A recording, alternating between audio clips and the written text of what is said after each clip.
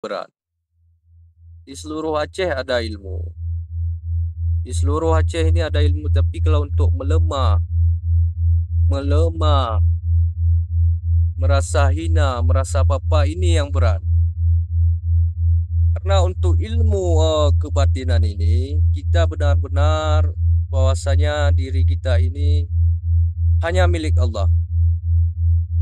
Ya, hanya milik Allah. Begitu juga dengan besi, besi punya asal-usul, besi punya nyawa.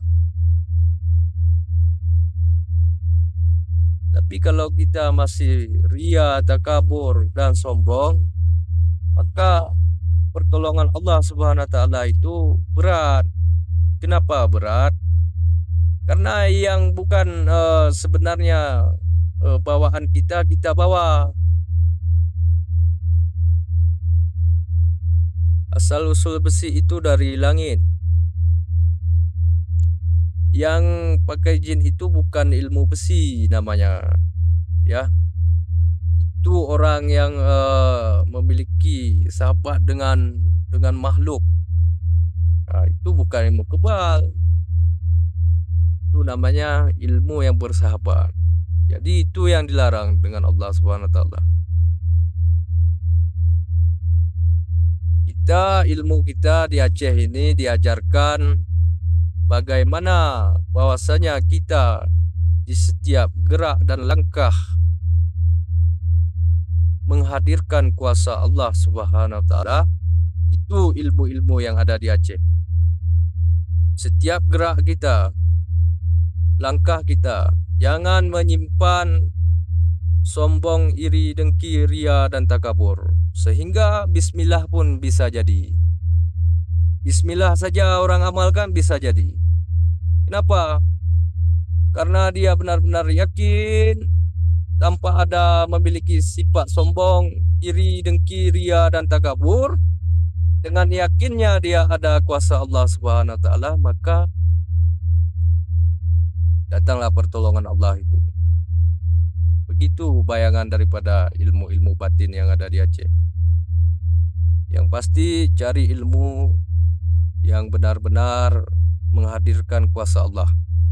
Lain daripada itu jangan. Ya. Cari ilmu yang menghadirkan kuasa Allah. Selain itu jangan dicari. Itu saja.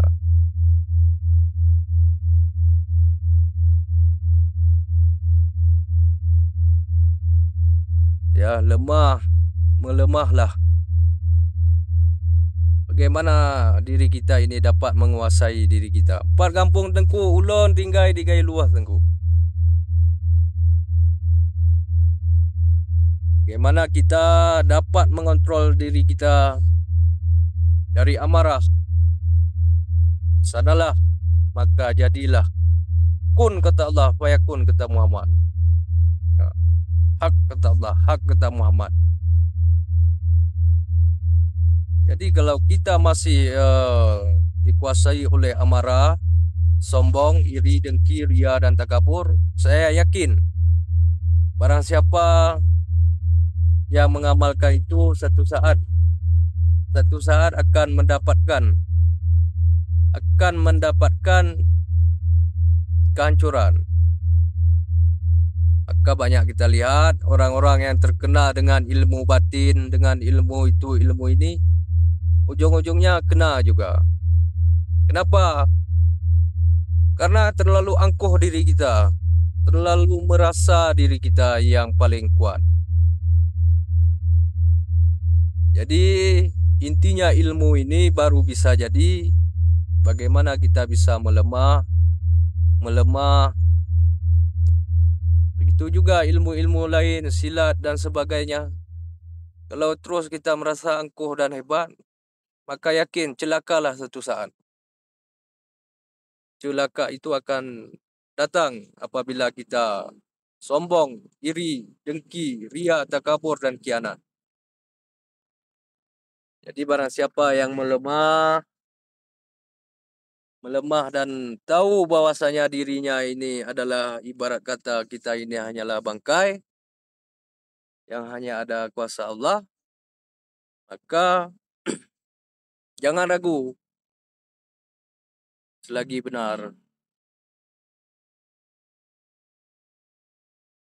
Begitu bayangannya. 4 kampung Tengku, kampung di seputaran Aceh Gayo Luas Tengku.